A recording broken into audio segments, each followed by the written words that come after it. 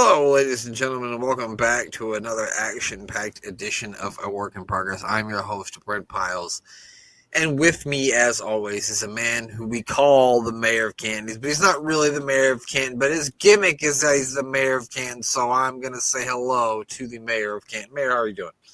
Man, I am good. I'm doing fantastic. I'm excited to be here and can't wait to discuss some SummerSlam action and watch some inevitably bad wrestling that I'm sure you've got queued up for us. As always, I do have something queued up for us. I'm trying to find the right TNA show because actually some of those TNA shows, when you look at them, they actually do have some decent stuff on there, and we're not equipped to watch decent stuff. We're equipped to watch bad. So it's hard. You got to dig through some of those TNA shows to find the bad stuff. Yeah, like some of them might have like one or two bad things mixed in. So I think I might have to like make like a compilation thing. We'll have to watch it like that, and I think that'll be the best way to do it. Which I'll have to work on that. But for this week, I found an episode of WCW Saturday Night from 1994 for us to partake in. But before that, okay, never mind. No, it's fine. If you want to sing, you can. I mean, you know, we like to sing on this show. It's one of our favorite things to do besides talk about wrestling and watch bad wrestling. SummerSlam was this weekend. 2 nights of SummerSlam. Did you partake or did you see both nights, all matches from both nights? Is what I'm asking, I guess. I think I saw every single match from both nights. I may have missed a little bit on Saturday night, but I went back and caught up and watched all of it. So I think I'm squared away on everything. All right. So if I asked you, what was your favorite match from the first night of SummerSlam? If you had to pick one. Okay, the first night. I mean, honestly, it would have probably been between the main event, between Gunther and Punk. I thought it was a very Gunther-ish match, and I thought that the style with Punk worked well with it. Because they both like to work a slow, methodic style and build up as they go. And that's kind of my wrestling. That's what I like. I don't know if I necessarily needed 30 minutes of it, but it was a great story. If they could have maybe fit it into like 22 and still told the same thing, but I can't complain too much because it was one of the better wrestling matches that I remember recently, especially with Punk. Yeah. The really good thing about it was they didn't go that long, but we didn't get, a dozen finishers, which is something that I always gripe about. So I thought that was good. Mm-hmm. And I think in a lot of ways, sometimes like this era of wrestling fans, I don't know if they really appreciate like a slower paced match like that. I don't think they do. And exactly. That's what we grew up on. Yeah. And that's what I'm saying. Like that's something that I really, really do enjoy because I like a match that builds. Because, like you said, that's what we grew up on. So yeah, it was very like if Bret Hart could draw up a match with modern day wrestlers, I think that would have been his wet dream. Like that would have been his match that he drew up was right there. That was in the sweet spot. And if you like Bret Hart matches from back in the day, you're going to love the Gunther CM Punk match. And I mean, I remember fucking young wrestling fans telling me that they thought Bret Hart was boring, and I was like, "What? you said who's boring?" Yeah. I don't know, but that was definitely a Bret Hart inspired match.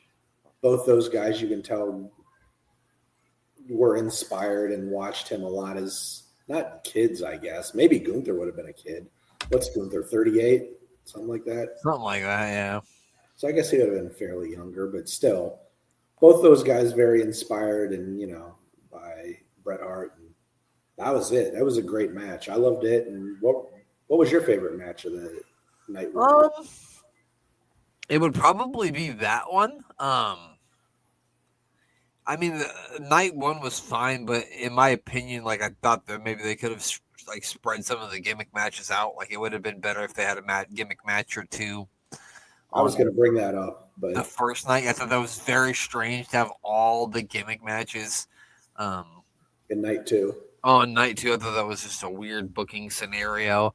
The opening tag team match was good. I was a little worried for Roman when he did that dive over the top rope because he was very close to landing on his fucking head. And his ribs were bruised as a motherfucker, too. So that looked like it hurt. If I had to pick a second favorite one, it would probably be that one. I really enjoyed the Logan Paul, Jelly Roll, Orton McIntyre match. I had a lot of fun watching it, and I know that a lot of people could have looked at it as like a, comedic or let me up match, but to me, those guys put it out there. They all did a great job, even Jelly Roll. And I always give credit to Logan Paul because I think he's underappreciated with how good he is for not being a pro wrestler. But him commanding the ring with Jelly Roll and basically keeping Jelly Roll in there, almost talking him through the match, you could tell he was really, being the ring general for him and getting him through it and selling his ass off for Jelly Roll. That was really good too. Yeah, no, and he did. Jelly Roll did a lot more in that match than I thought he would. Like for him to start the match was crazy to me. I didn't think you'd see him in there a whole lot with Drew, but he was in there a lot with Drew. And so yeah, I was impressed by it. I mean, it's obviously not the greatest wrestling match of all time, but as far as entertainment wise, I do think it was pretty darn entertaining. I agree with you. Also, surprisingly, I one of the matches I wouldn't have picked this out to be like one of the matches that I enjoyed, but I did enjoy the women's tag team match. Yeah. The Charlotte Alexa Bliss. I thought that was a pretty good match. So that would be on the list too. Tiffany Stratton and Jade Cargill. I felt like they had something going, but then I don't know. It felt like an abrupt end to it. Did you feel the same way? I don't know. It did seem like it was a little rushed, but I feel like it accomplished everything that it needed to in there. Yeah. I think they really like Tiffany Stratton if they're putting her over Jade Cargill in this way. And I don't have any disagreement about it. I think Stratton is a star. I just wish they'd keep her more along the lines of the heel that I think she naturally is.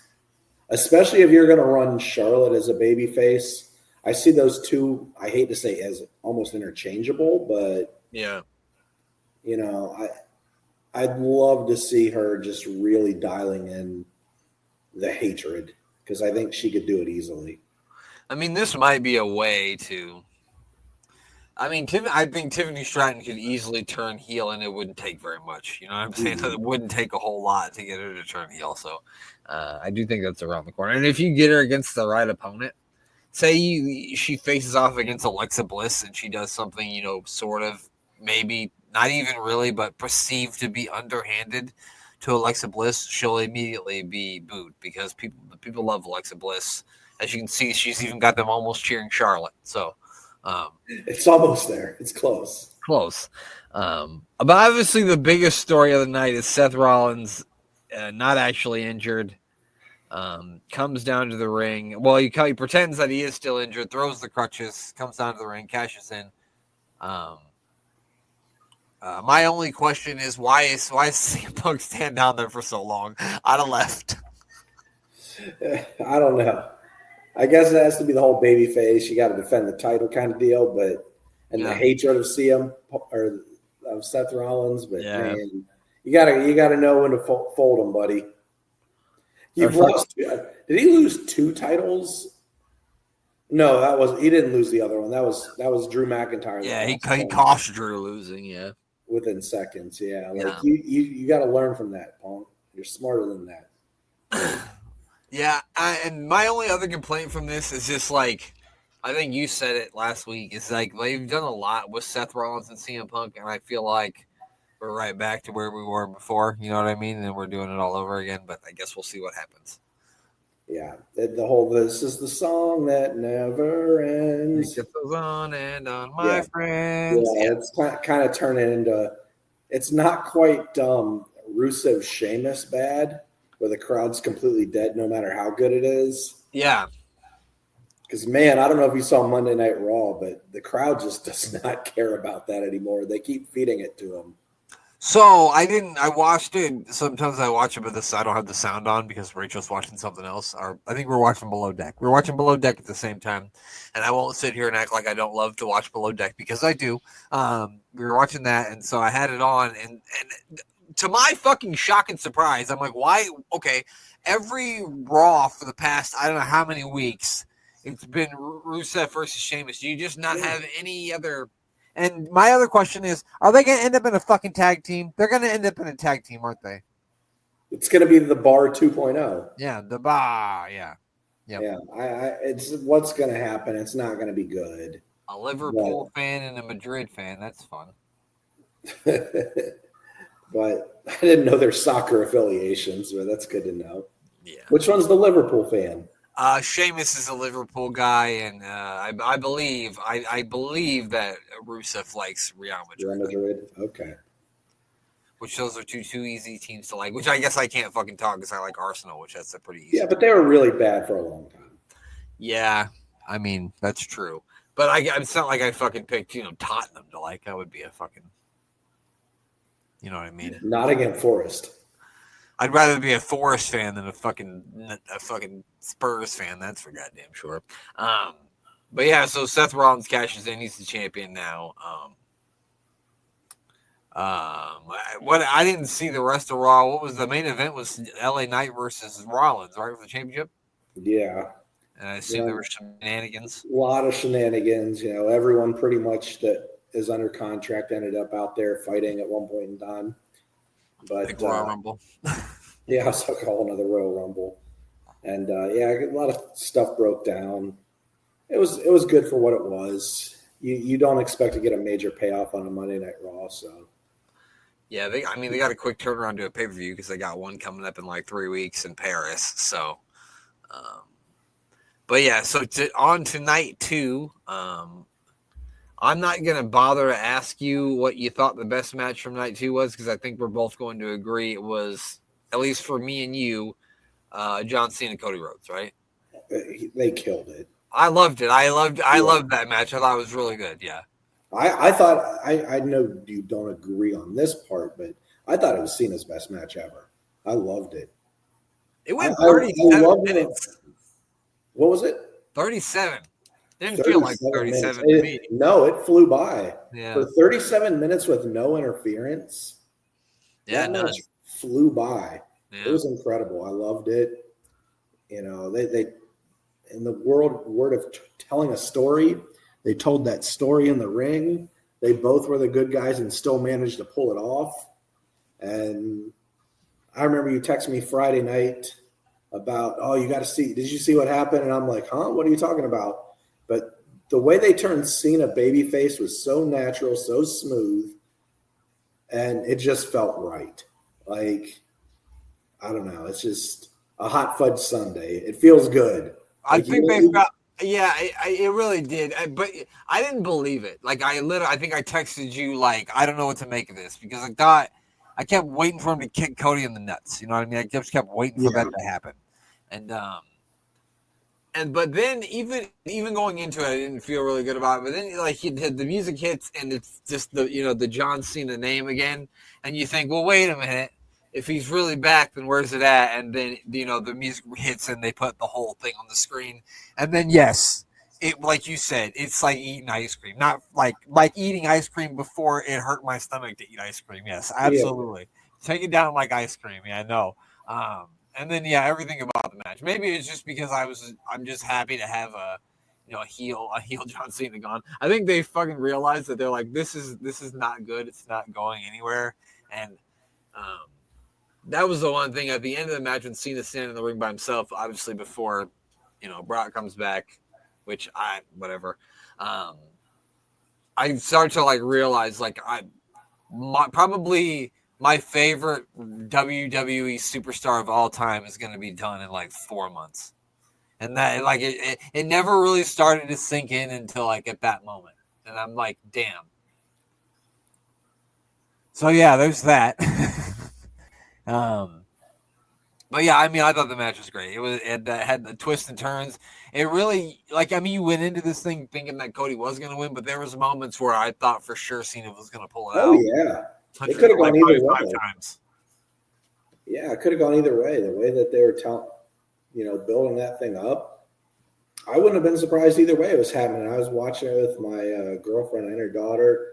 They both were actually into it, and that says a lot to be able to get, a 6-year-old girl and my girlfriend who's not terribly into professional wrestling. Not yet. No. Both capturing their interest. Yeah. And they checked those boxes. They made it happen. That's when you know the shit's good, is when people who don't usually watch enjoy it. Yeah, they're on their edge of their seat watching, who's going to win? Oh, no, we kicked out at 2. Oh, yeah. So, okay, but if you had to pick a second favorite match, I would go with... I've got an easy number 2 for me. Well, is it? What is it? It was Dom and AJ. Oh, really? Yeah. Huh. I loved that match. I wouldn't have guessed that. Now the entertainment of the tables, ladders, chairs / match, whatever you want to call it, was just off the charts. Like, that was crazy. But I wish if they would have stuck that as the only gimmick match on the card, yeah, I think it would have been so much better. It would have made the flow. Maybe move the solo match to night 1. They should have moved the tables, ladders, and chairs to night 1, I think. One of them needed to go. Yeah. Like, there was too many gimmick stipulation matches. But man, AJ and Dom, I keep liking Dominic Mysterio more and more. And I'm supposed to hate him, and I know the crowd's supposed to hate him. But I tell you what, in the next year, he might be the biggest babyface in the entire company. I mean, I can't say it won't happen. I can see it now. I guess I'll have to go back and watch that because I don't know. Maybe because it was like in between something, so I don't know. Maybe I didn't pay enough attention to it, so maybe I should go back and watch that one again because I would say the Becky Lynch Lara Intercontinental Championship match, the no disqualification match. I thought that was really good. I think we talked about it. Those two have really good chemistry, but also the opening triple threat match was really good too. So, it would have done a lot of these matches on the second night a lot of good to have been on one of them been on the first night. You know what I'm saying? Because it's just like it's hard because it's just like it was like boom, boom, boom of thing after thing after thing. But I enjoyed the match. I liked the finish of it. I had 4 people in my living room chanting caution tape, so that was cool. Oh yeah, yeah. Caution tape was major over here at the household too. Yeah, it was funny. Me and Bryson and my nieces, we were chanting caution tape. So it was the Arsenal jersey you're wearing is kind of caution tape-esque. It is a little bit. You're not lying. Yeah, I hadn't thought about that, but next time in a Naomi match, I'm gonna put this one on just because. But yeah, so I don't know. I thought 2 good nights of wrestling. Brock Lesnar returns. I know certain people feel a certain way about that, and I totally understand that. I'm not over the moon about it myself.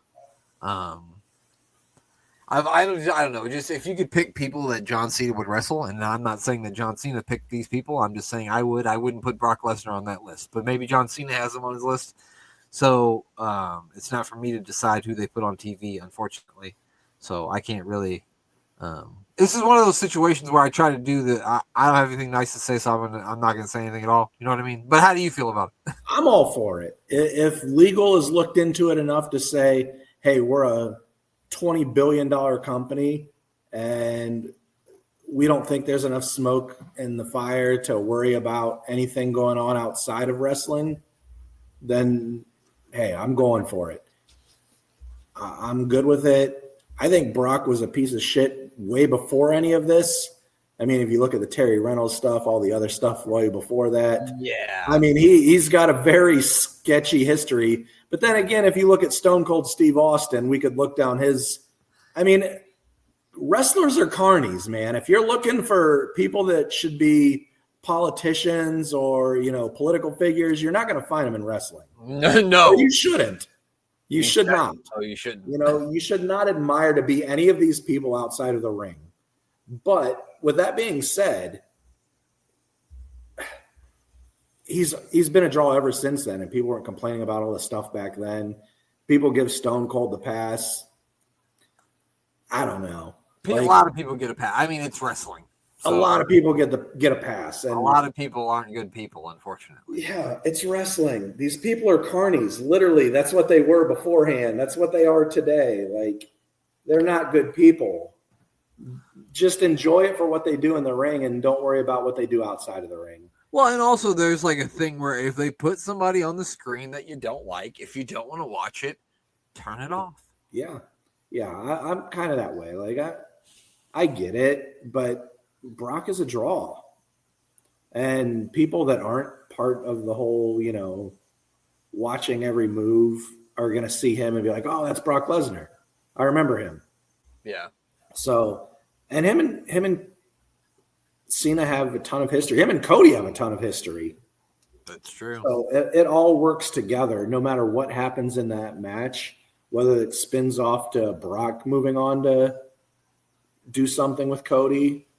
I can see it going either way, and I'm excited to see it.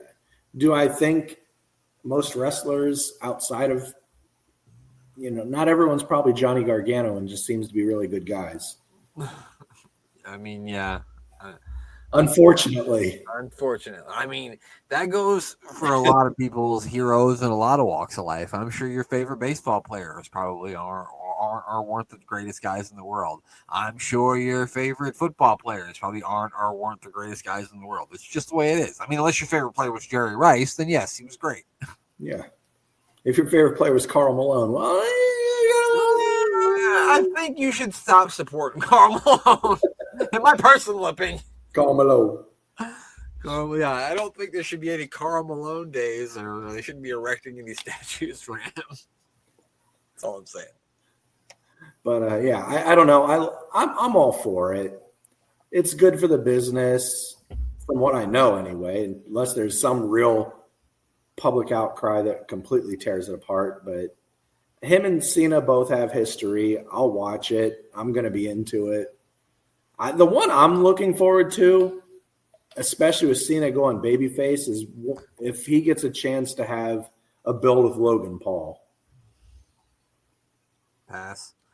I know you don't. How about Gunther? I want to see him face Gunther. Yeah, I don't know if Gunther's going to be back in time though. I feel like he's got that injury going.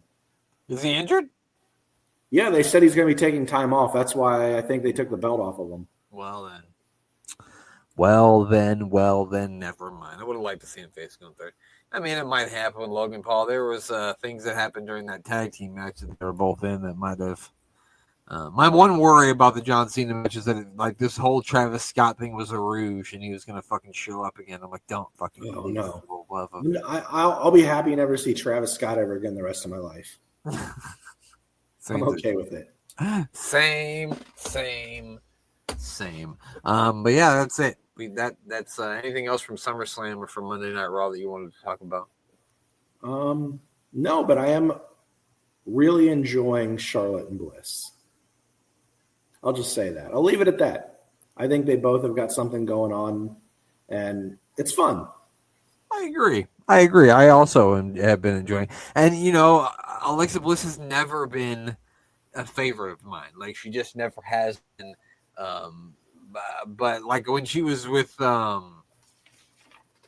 don't remember. Maybe was there a time when she was with Asuka and them? Her and Asuka, I don't remember. She was like wrestling with the Japanese girls a lot, and I thought she really stepped her game up. And I think she's doing really well now. So, yes, I agree. I think they're both doing very well. They're both doing. I know a lot of people don't like Charlotte Flair, but I don't know if I've talked about this before, but I always feel bad. I always kind of feel bad for Charlotte. Because imagine your father's Ric Flair. Imagine having to live that. That's a lot in so many ways. That is a lot. That's like a dodecagon. Like, I don't know, that's not even a cube, whatever it is, like a tesseract. There's so many layers of Ric Flair being your dad that could just be good and bad. Yeah, and then shape you as a human being. And then people want to criticize her for marriages or whatever, and I would never criticize anybody for that. But at the same time, she doesn't know what a healthy relationship is, probably because she's never seen it. She doesn't know what it is because it never existed in her life, so she doesn't know how to look at one and understand it. because of fucking Ric Flair's. I'm not trying to be a fucking therapist here, but I just always feel bad for Charlotte because I imagine that I wish her she's been through a nothing lot, but the best. and she takes a lot of shit from a lot of people, and she's still pretty fucking awesome. Yeah, inside and out of the ring, she seems incredible. So, yeah. And also, like, there was one time when they had a WWE event here, and she did an interview on a local radio station, and she just seemed like such a down-to-earth person. And probably not at all like people think that she is. I'm sure that she has a different side to her, and she probably has to have that side to her because of who she is. Yeah. So I don't know. I just always feel bad for her. That's my analysis of Charlotte Flair. I could be way off, but I always feel bad for her. Yeah, a lot of family turmoil. Yeah, I could only imagine. But here we go, Mayor again. How are you feeling about some WCW Saturday? WCW Saturday night, I feel like there's got to be some sort of Steven Regal, Bobby Eaton, or Meng somewhere on the card. Oh, Meng's definitely got to be on here somewhere. I don't know the year, but every time I watch a WCW Saturday night, I feel like one of those three were on the card every single time. It could be one of those three or all four. I always like the iconic opening of this where it looks like they have a robot putting a wrestler together. Alexandra York made this video. She did. Absolutely, she did. Yeah, that's right. At VK Wall Street. Is that who she was with at the time? Yeah, I think she was with VK Wall Street. Was she with Terrence Taylor? Was that Terrence Taylor? Yeah, oh yeah, Terrence Taylor was there too. The York Foundation. Yeah. Yeah, this is a cool intro. Yeah. It's very Terminator 2-esque. I remember very vividly. I probably watched this shit because I remember every Saturday when I was a young child being like, "Oh, gotta watch WCW Saturday night." Oh, it's the Buster and Too Cold Scorpio. That guy went on to do some things. I heard. Flying Brian. We got Tex Slossinger and the Godwins? Shanghai Pierce. Yeah, when they were Tex Slossinger and Shanghai Pierce. Who the fuck is that guy? Is that Charlie Norris? I thought it was Mark Miro, but it wasn't. It was Mark Zero. Thought it was, yeah, me too. Mark Zero. I said, oh shit, here comes Johnny B. Bad. You don't want to make him mad. That's how the song went. Anyway, here we are. Already in the ring is, I don't know whom. Here, Paul Orndorff and Paul Roma there with the masked assassin. He is an assassin who is masked. You think if you want to be an assassin, you might draw a lot of attention to yourself if you're walking around in public masked. Well, you also want to keep your identity a secret. Speaking of Terrence Taylor, I think I saw him. I know. It did look like Terrence, didn't it? Jerry Riggs and Terrence. Yeah, it is. Eric Taylor and Eric Watts. Eric Watts is here because his dad's a booker. Eric Watts looked like he would have made a better Power Ranger than he would have a wrestler. You are fucking certainly correct. Like if he was the Red Ranger, I could have gotten to Eric Watts. Look at him. Give me Eric Watts as the Red Ranger. What a missed opportunity for a gimmick there for Turner. They could have been the Red Ranger. As long as he wasn't the Red Power Ranger, they couldn't get him for that, could they? The Red Power Ranger? If he was just the Red Ranger, though. If they didn't call him Power Ranger, they just called him Red Ranger. Oh, yeah, he could have been a villain as the Red Ranger. Yeah. The Red Ranger also sounds like some guy who might ride a horse and shoot a six-shooter, you know? From the Christmas Story? Is that what it was called, the Christmas Story? Red? Oh, they had the Red Ryder BB gun, but it was that's what it was. It was Black Bart. That's probably why I'm relating that. STF. What the fuck does that stand for? I don't think we can say it on WCW at 6:05 p.m. Yeah, you can. STF. Shut the fuck. You just got the U on there though. Watts, you're missing a U, dumbass. Oh, well, I'll drop him. He's getting the STFU. What is that? He is hitting it. Maybe that was it. Maybe that's his finisher. That was the STF. That's his finisher. Is the STF. That's why it says that. Yeah, he good call out. You know why he has that on his tights? So that I don't know. He always forgets what his finisher is, so he just looks down. He looks Oh, down. yeah. I got it. Look at Mr. Wonderful. What a handsome man. He is. He is wonderful, if I may say so myself. It's funny. His son follows me on Twitter and responds to a lot of my stuff. Really? Yeah. Him and Ron Killings, huh? Yeah. Well, Ron Killings doesn't respond to anything, but for some reason he followed me. That's all that matters, pal. The Chicago Doodle Doo Man's here, putting on ankle locks. I reverse ankle lock, as a matter of fact. But yeah, I've got a big soft spot in my heart for old Mr. Wonderful. Samesies. Paul Roma too. I don't know why, but I always have a soft spot for Paul Roma as well. He got the short end of the stick. I think a lot of people hated him for the Four Horsemen stuff. Yeah. But it wasn't his fault. He did his best in it. Yeah. And I always say, if Steve Mongo McMichael could be a horseman, so can fucking Paul Roma. Yeah, I thought he did an all right job. He wasn't anywhere near one of the worst horsemen.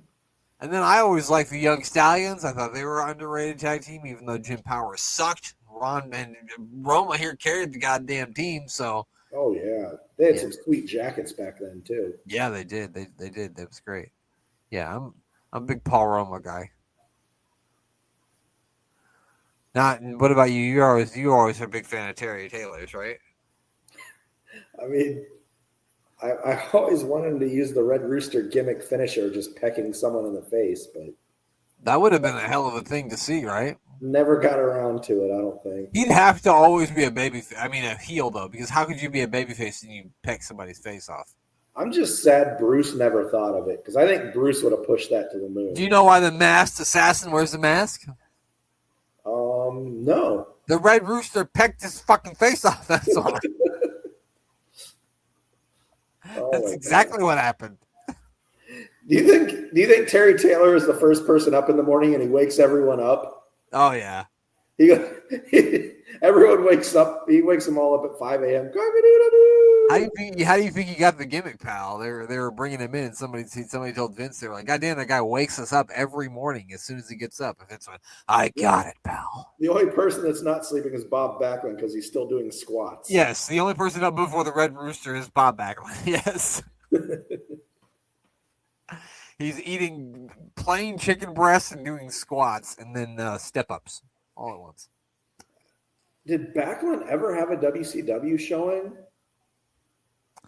I don't know if he was ever in WCW. He had to have worked in fucking like Georgia Championship Wrestling or the Crockett territory at some point, I would think. But I can't think of them ever having him on WCW. I can't think of him on any of that. The WWF and then WWF. That's it. I remember when he was going to like run for president. Yeah.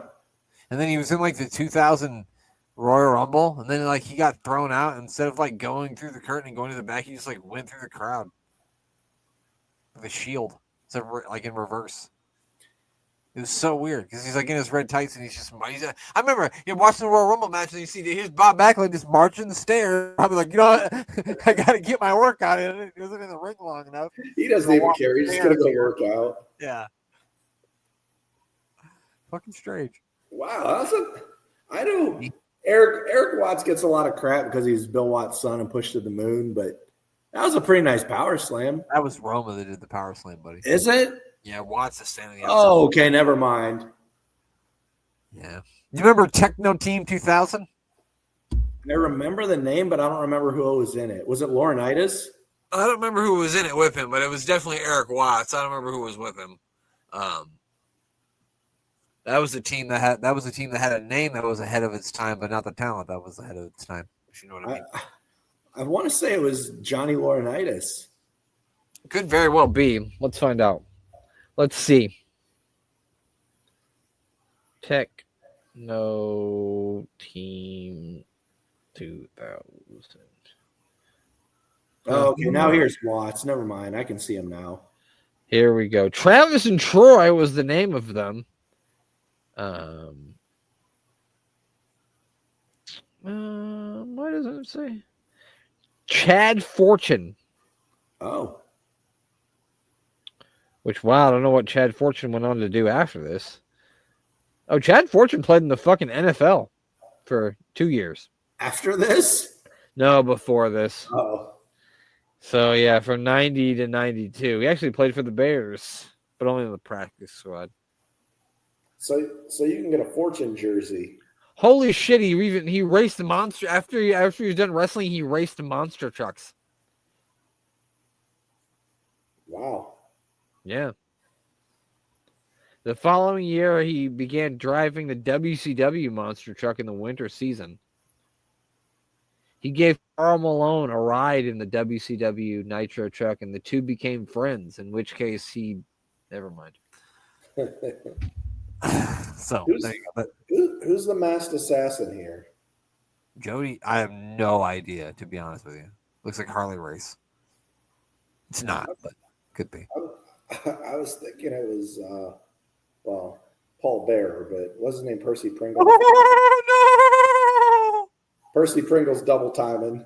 Yeah, he's like, I'll just work for you under a mask. No big deal. They loaded up Orndorff's knee. He kneed Eric Watts right in the face.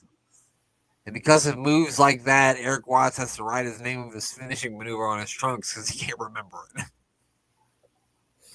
Oh, boy. And Mr. Wonderful is the winner. Why is Mr. Wonderful the winner? Because he's wonderful. Duh. One of these guys is still a champion in a current professional wrestling company. Oh, you're right. I was going to say, no way, dude. Sting fucking retired, but I forgot. You're right. Dustin is. Do you know why he's still a champion? Because he is the natural. He's the natural as can be. They call him the natural. It just comes naturally. He should come out to that sometime in AEW. That would be cool. I was probably his best song. I loved it. On the natural. Natural. As natural as can be. And then they call him the natural. It's a Street Fighter commercial. That's pretty fucking cool. So this had to come out. Was this 91, 92? 92. Okay, that's the right thing. Did you like Mortal Kombat better or Street Fighter? Oh, I was so much more of a Mortal Kombat player. But I did like Street Fighter as well. Holy shit, it's a preview for the movie Ace Ventura. Alrighty then. I gotta say, 92 is a pretty good year for video games and movies. It was a great year for video games and movies, yeah. I probably in 1992 I probably watched Ace Ventura 5 million times. And I feel like the Bulls probably won the championship in 92 also. They did. They beat the Portland Trailblazers. That was the one series when Jordan hit like the 7 threes in the first half and he did the whole shrug thing. Is it going to be a Skip It commercial? Oh, it's a milk commercial. I thought it was going to be Skip It. You remember Skip It? Oh yeah, I do remember the Skip It's. Skip it, skip it. Looks like Kelly Kapowski. Kelly Kapowski? This looks like Kelly Kapowski. This girl here. It's not her. I think it is. It might be, dude. Milk does the body good. It actually doesn't. Give me diarrhea, you mean? What's he got here? Game Genie? A Game Genie. Genie yeah. I remember that shit. Oh, I never had one, but. Yeah, you had to have one to get the blood code on Genesis. No. I was always a Nintendo guy. I never had a Sega or a Genesis.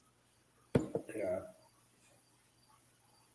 I was just talking about this with my wife the other day. She Oh, look, it's The Simpsons. Butterfingers? TV. You like Butterfingers? Yeah, I love Butterfingers. I love all candy bars. Except Almond Joy. Yeah, fuck Almond Joy. You even like Baby Ruth? Yeah, Baby Ruth's good. I just don't like Almond Joy. Yeah, I don't like Almond Joy either. I'm not really into coconut, so. Is that the Lex Express? That is the Lex Express. Save up to 50% off. I'm riding the Lex Express. Yeah, well, you can tell you how much he hates you the whole time.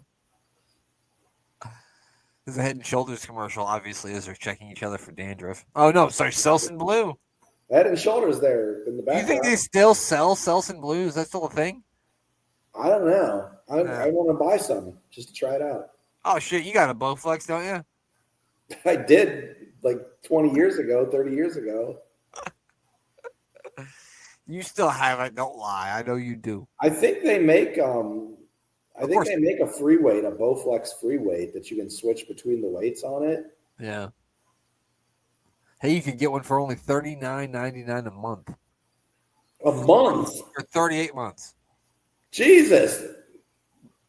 A month? You get a gym membership for less than that and just go. Well, back in 1992, you probably get a gym membership for way less than that. Yeah. You got Tony Schiavone, Bobby the Brain Heenan, and Mean Gene. Talk about a crowded fucking booth full of enrichment wrestling talent right here. I didn't Good realize talent. Gene and Tony are making Bobby look tall. I never thought Bobby was that tall. He's towering over these guys. Maybe he is always standing next to Gorilla, so he never really looked tall. That's a great point. Yeah, no, but not Andre. Not a mini looks tall next to Gorilla. Let's fast forward a little bit, see what we got. Oh, what is American Pants with the Smurf boots? Yeah, get back to that. That looks like something right up our alley. Oh, God, yeah. He's facing Stunning Steve Austin. This guy didn't do anything in the business, didn't he? Just washed out.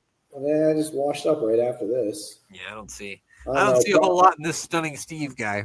Probably working at a Valvoline now, changing oil. We got some Boy Scouts here, so that means something horrible probably happened to them.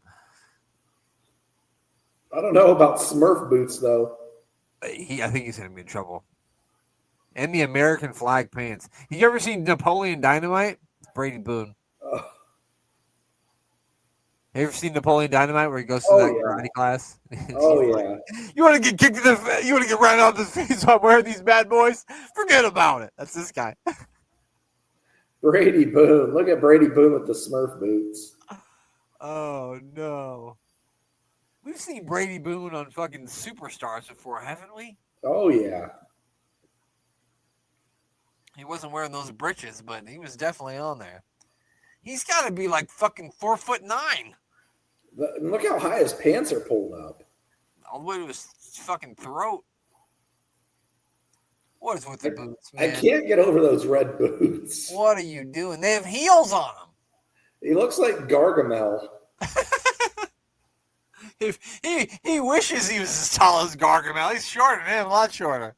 Oh my gosh. This Smurf's bigger than him. Is Brady Boone that guy that's like a big pop star now? You mean Shiblissi? No, not Shiblissi. They're the tag team champions. I don't know. Brady Boone? I feel like every time I turn on the radio, some guy named Brady Boone or something. Boone Benson. Benson Boone. Me, man. I don't know. Shit, I don't know either.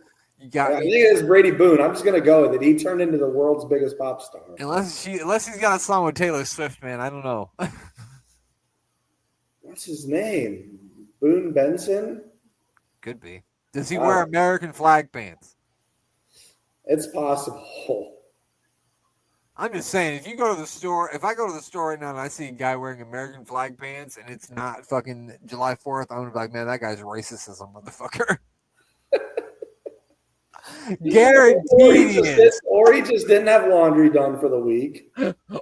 Okay, or that.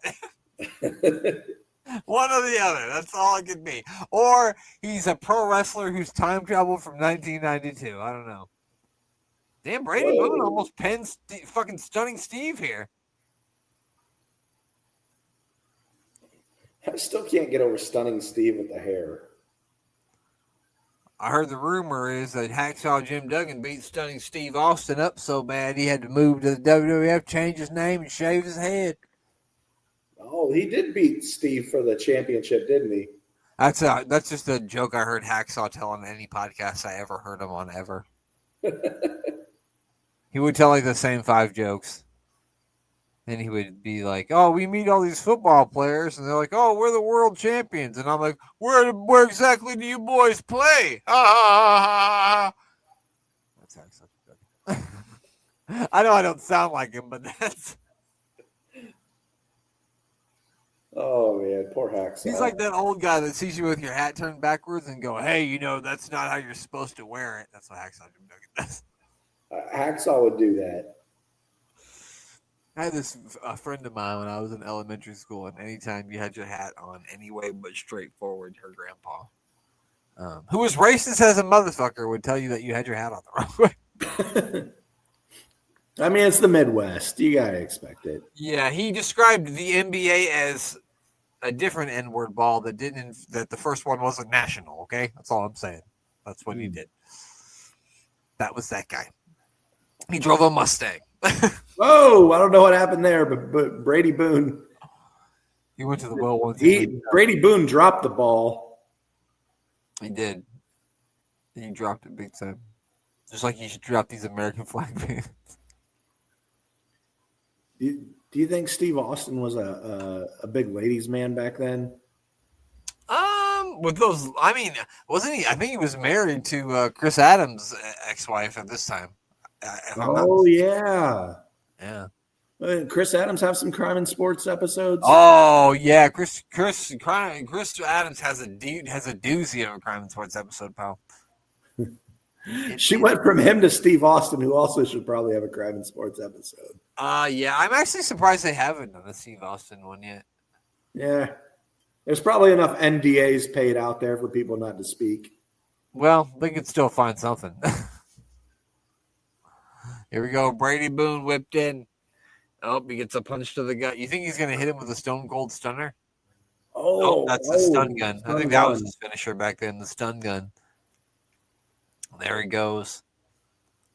Brady Boone is going to go back to his NASCAR event. Back to NASCAR for old Brady Boone.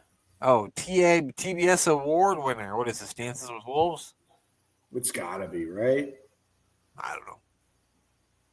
Maybe not. It's got Gene Hackman. Is that Brooke Shields? A couple of blonde ladies. That might have been Brooke Shields.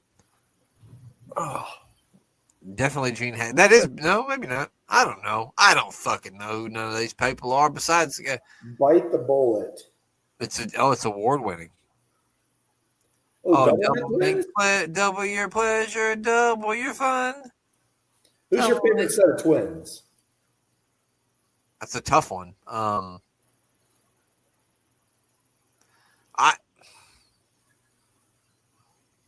I can't, like, the only ones in my head are the Bella twins, and they don't win. Even if they're the only twins I can think of, I'm not picking the Bella twins. Fuck. Arnold Schwarzenegger and Danny DeVito.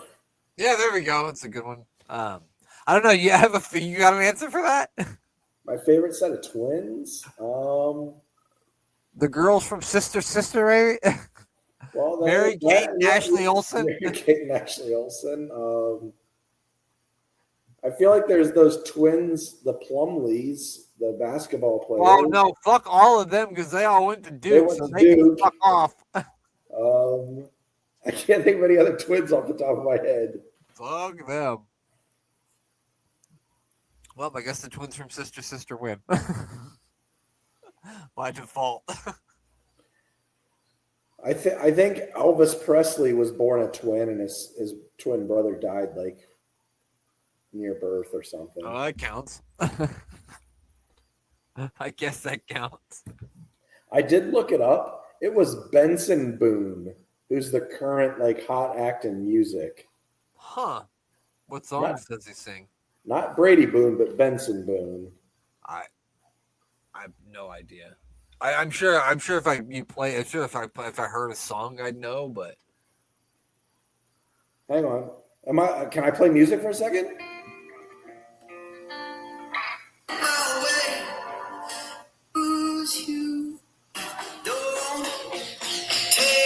Okay, I know that song.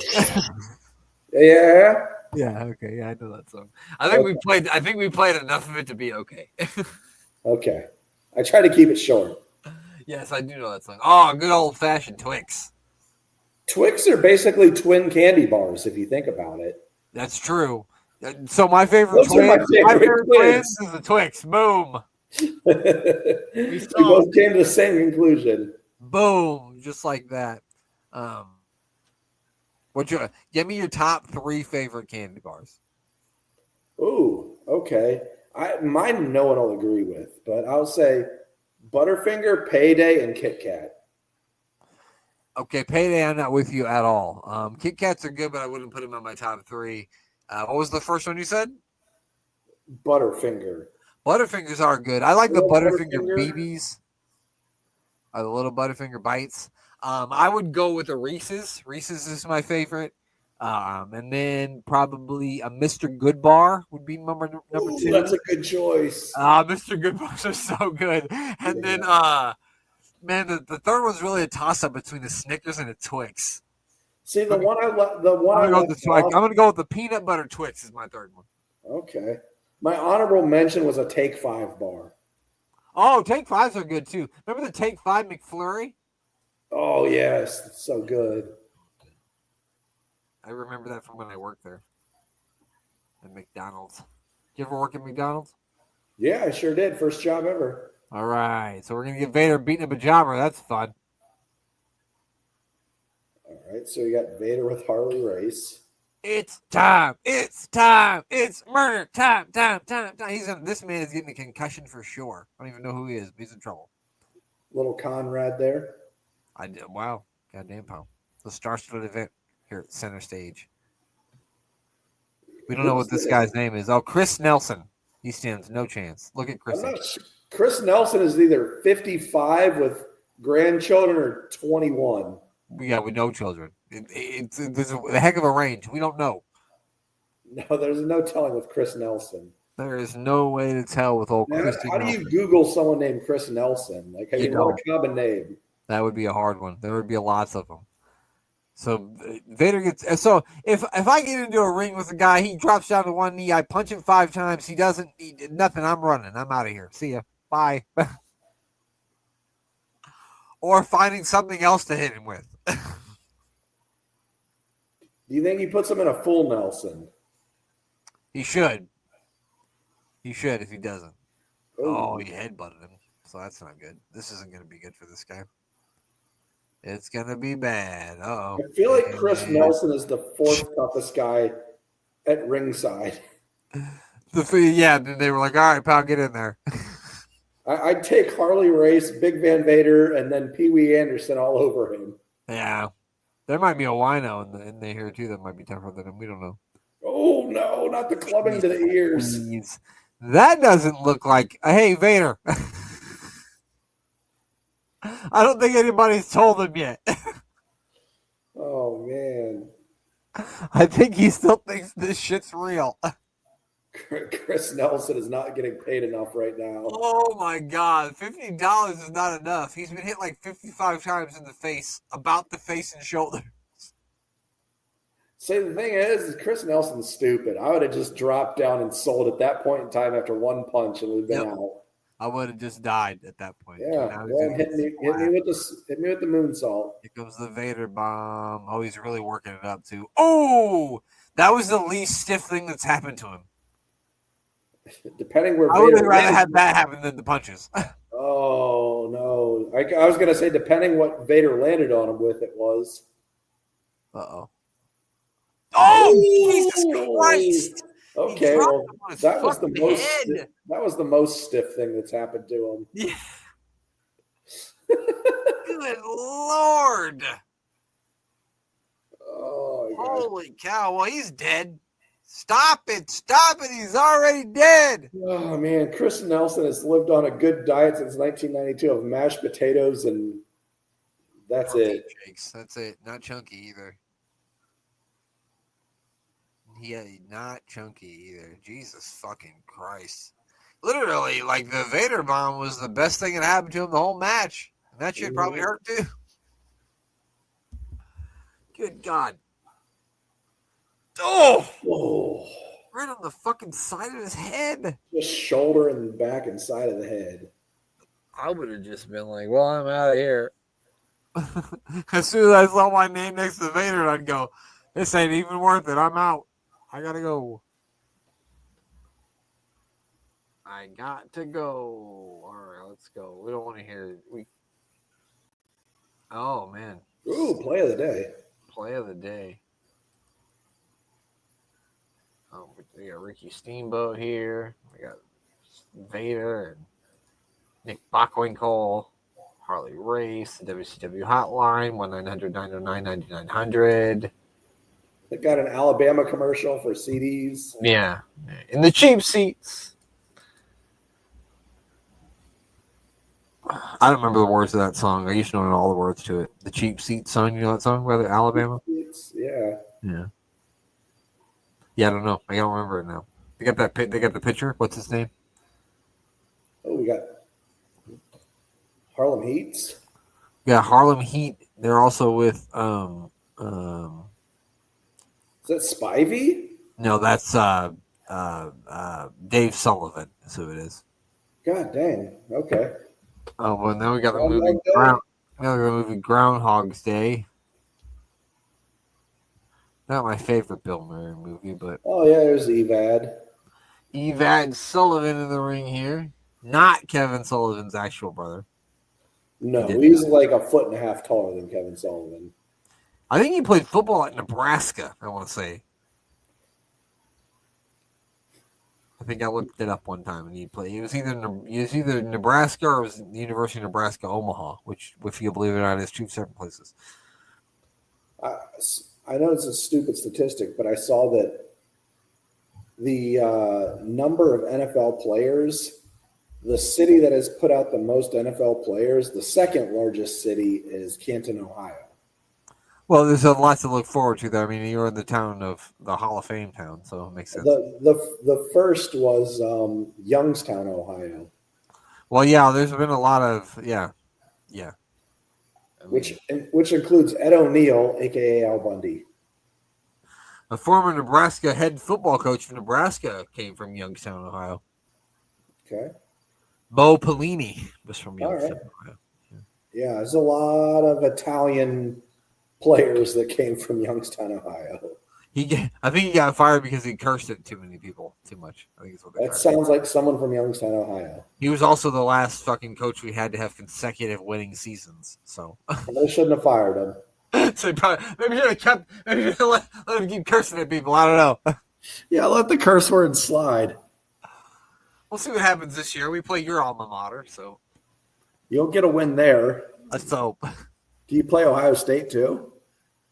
They don't play Ohio State. I don't think we do play Michigan. Our first Big Ten matchup is against Michigan. So I guess if they meet in the Big Ten championship, they could play. They would meet that. I think that's the only time they would play is if we met in the Big Ten championship. Which, if Nebraska makes it to the Big Ten championship, I will be over the fucking moon. I don't care if they get there and lose 50-0 to Ohio State. I will still be over the moon that they got there. It could happen. It could. You never know. A lot of people think they're going to be really good this year, but I never try to get my hopes up anymore because I've been down this road before.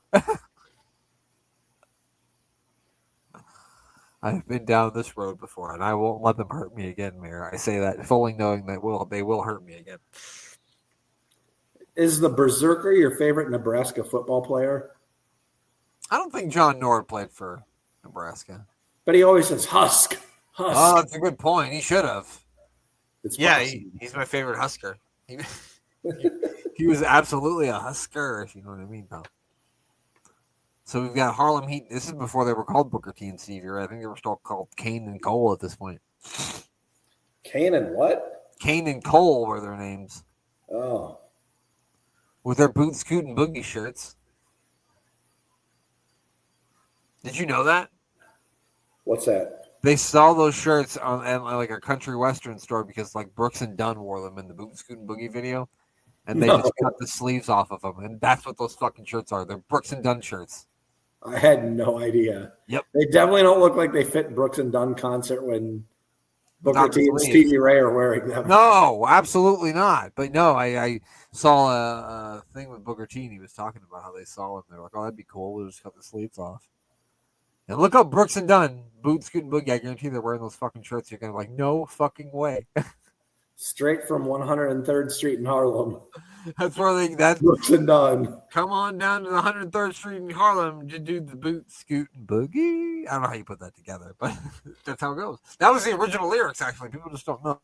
Did you know that Brooks and Dunn got their start on Showtime at the Apollo in Harlem. Yeah, I did know that actually. Yeah, little known fact. If people don't Everyone know, started doing the hoo back in the early 90s. They didn't get booed off stage at all. Everybody there at the Apollo was doing the boot scoot. Everyone started line dancing in sync, like just boot scoot crazy. And it wasn't even the electric slide. It was nuts. Needle toe, do-si-do, come on, baby, let's go, boot scoot. Oh, God. The Natural is in the ring with, I'm calling him Booker T anyway, or Stevie Ray. I bet Dustin Runnels is a good boot scooter. He can probably do the boot scooting boogie for sure. Yeah. Yeah, I bet he could. I bet he can. I said could like he died. He didn't. He's still living. He's fine. No, I'm sure he still can. I bet Evad Sullivan probably, he's a little clunky. I don't know. He might be a good line dancer as well. I don't know. I'm not sure. Is he alive? I don't know about that. I'm not sure about that either. Just because somebody's dead doesn't mean they can't boot scoot and boogie, okay? It's true. He boot scoots and boogies. Ooh, yeah, he's scaring them. He's just fucking hunting people doing the boot scoot and boogie. It's fucking weird. Look at him hit the ropes. Why does the ring ropes look so short? It's WCW. That's why. What are they? An 8 foot by 8 foot ring? No, I don't think so. But like literally, everybody looks tall in a fucking WCW ring. Pee Wee Anderson was fucking head and shoulders above the top rope, and his name is fucking Pee Wee. All these guys are tall though, other than maybe Brian Pillman's got to be the shortest out of all of them. Yeah, Pillman's probably still 6'1". I mean, Nick's got to be about 6'2". Everyone on here is tall as hell. That's true. But I'm saying Pee Wee Anderson was well above the top rope in this thing. Alexa Bliss can easily put her arms over the top rope in this ring, is all I'm saying. And it's hard for her to do that in a regular one. This might have been too good of a match. I should have picked a different one. Well, we saw Evad Sullivan. We had to roll with it.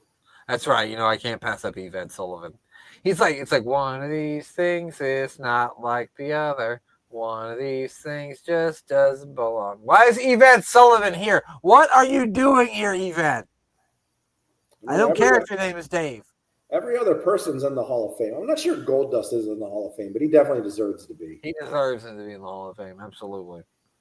Absolutely. I think Goldust was literally the start of the Attitude Era. That's where they started flirting with it, was that character.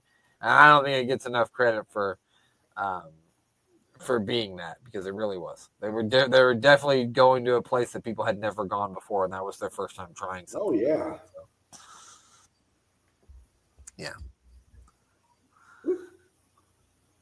And just he seems like he's clean now and seems just like an all-around good guy. Like he's everybody's fucking uncle. You know what I mean?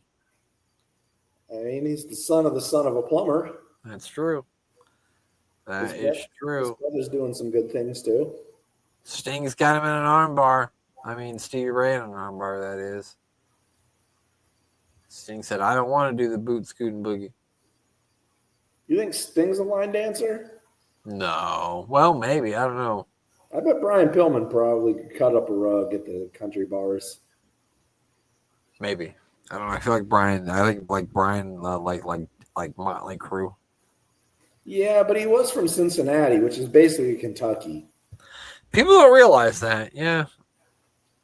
People don't realize that. Ohio is basically Kentucky. Not all of Ohio now. Somehow Ohio's Midwest and Kentucky's Southern. Yeah. Well, Cincinnati literally is on the border of Kentucky. It touches it. I mean, if you go to Cincinnati, you fly into Kentucky, don't you? Yeah. Yeah, that's what I thought. Oh, look at this. Ooh, Pillman's all over the place. 1, 2. He kicked out. He still got the Hollywood Blondes fucking tights on. The star on it. Was this after Hollywood Blondes? Yeah. Yeah. I think they broke up in 91, 92, I want to say. Okay. I want to say, because I know Austin got with Colonel Rob Parker not long after he left. Him and Pillman broke up. Rob Parker also managed Booker T and Stevie Ray for a short time, but that's not talked about. He did, yeah, he did, and he managed Bunkhouse Buck and Dirty Dick Slater. I remember that, and then like Sensational Sherry was or Sister Sherry, as it were, was the Harlem Heat's manager, and then like her and like Colonel Rob Parker had like a thing where they were like going to get married, and it was great. That is the worst armbar I've ever seen anyone put in my entire life. Well, he tried, okay, he tried and failed. That was absolutely terrible. There's a lot of they're really working on the arm of Stevie Ray. Like that was their game plan. They're like, he's got a weak arm. You got to take care of that. Stevie Ray does not look like he has any arms that are weak. No, or anything of his upper body whatsoever. No, nothing of his upper body whatsoever. Like you just kick him in the back of the legs a couple times. Why are you attacking his arms? I'm gonna fast forward a little bit here. Yeah, we picked a long match. We did. Well, now we haven't even really had Evad Sullivan in to ruin the match either. Well, I mean, like they're like, don't worry about it. Just stand there. You don't need to. You know what? It's fucking up now, so we're just gonna call it good. I should have picked a different match at the end, but that's it. We're done. That's the last one. That's all we're gonna watch because Evad Sullivan ruined it all. Evad Sullivan, once again, by spelling his name backwards and being in a match where he fucking doesn't belong, ruined it all. But that's it. That's all we're going to do for this week. Make sure that you check out our friends over at Unbooking the Territory. That's our pals Rob and Dan. They do the first and last of wrestling. They also do a side show where they detail the life and times of one Tank Abbott. And they also do Unstacking the Dadatory, the road to Wembley, over 18 million viewers in the biggest wrestling match of all time where Giant Haystacks took on Big Daddy. I remembered at that time. And check out the Doctor Who podcast on SJP World Media. That is with Danny and Cy. And also make sure you never forget to check out our friends over at DDT Wrestling. That is DC and Doc. Mayor of Canton, what mayoral duties do you have to push to your constituents this week? Well, I have to say, there's been a lot of road construction going on in my city, and it's been frustrating me greatly. But it is a necessary evil, folks, so we're going to have to put up with it until time passes. Boo. I know, road construction's terrible. But every Midwest town ever, because it's the same fucking thing where I live. It sucks. Every street they're working on. Every street. It seems like every month or two, the same streets are getting repaved, and it makes no sense. Yes! No sense whatsoever.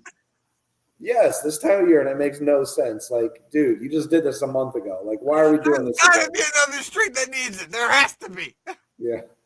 I don't know. It's the most Midwest thing ever. So keep voting for me, people of Canton, even though I'm not really the mayor. But the other person you should be listening to and checking out is our good buddy, Mr. Thomas Bryce, who is not the mayor of any town.